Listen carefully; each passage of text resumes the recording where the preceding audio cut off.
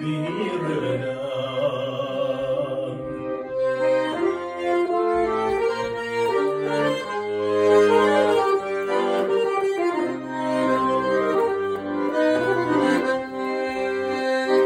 Vakti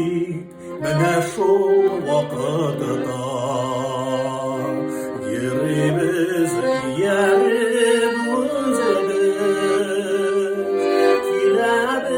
kilemiz tihi baba bu jirde izimiz minutala saatine onu çadilen her kömüşün dağır bir rügan Xudaydan takdirge yüzülen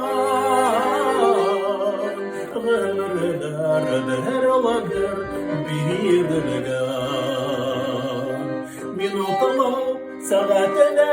onu çadilen her kömüşün dağır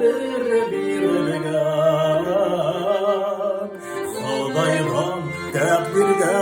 yazılgan ömürler der olabilir bir rügan Xudaydan takdirge yazılgan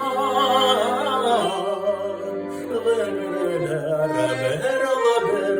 bir rügan Garmunşu Dost kanalının bugünkü Garmunşu Dost'u Flör Samigulla ulu Gafarov Yalgız Kayın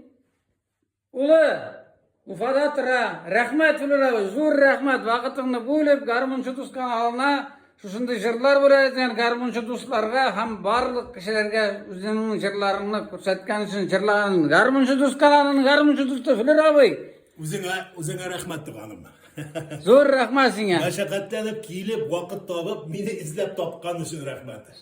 G'afuriy rayoni